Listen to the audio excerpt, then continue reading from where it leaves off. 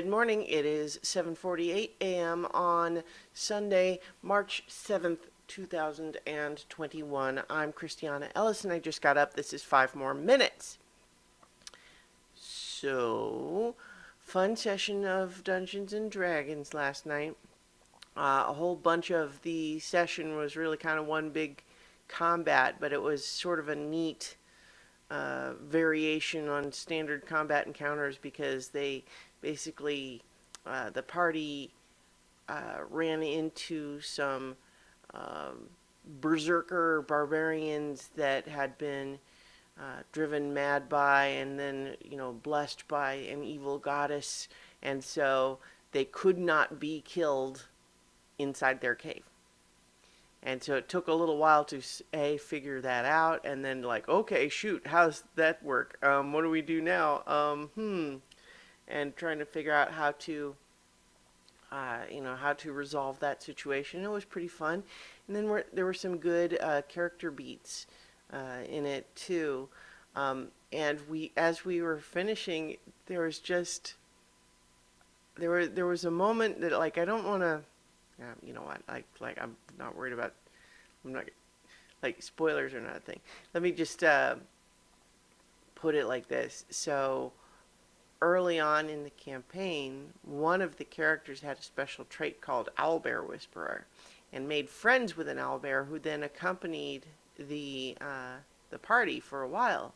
But then there was a point not too long ago where the party was racing along to try to stay ahead of a rampaging dragon, and the owlbear just couldn't keep up.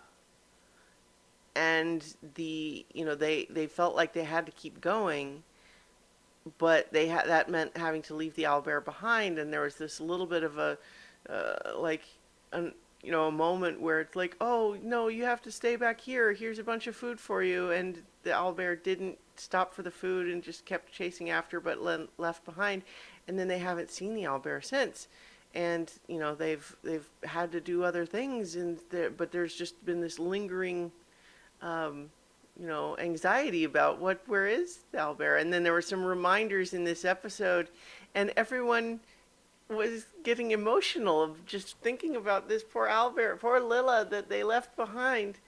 And it was just one of those things where it was a moment where everybody there playing the game is feeling a shared emotion of empathy and love for a fictional owlbear, and it was wonderful.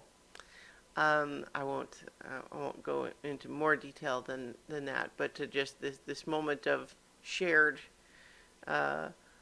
affection and feeling about not even one of the main, the characters that anyone's playing. It's just the owlbear friend.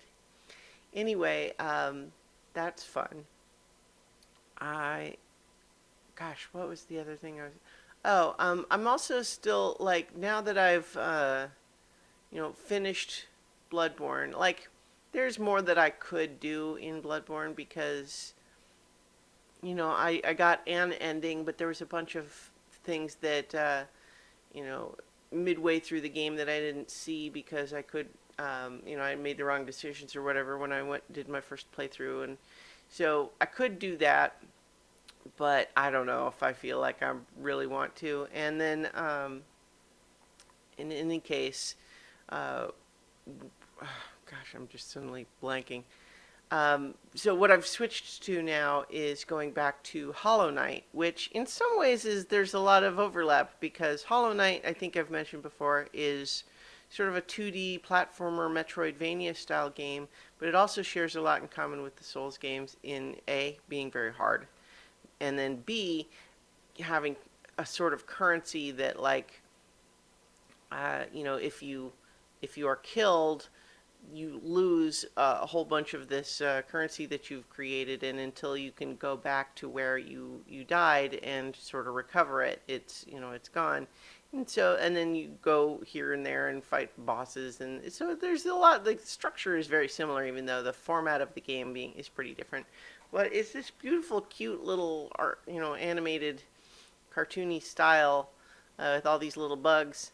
And it's very cute, but it's definitely hard. I've made a bunch of progress, but there's definitely still, you run into these roadblocks with just a boss that's just really frustrating, and you try a dozen times and keep dying, but then again, what happens eventually is you keep trying, and eventually you're getting frustrated, but then just by the skin of your teeth, you pull out a victory, and it feels great.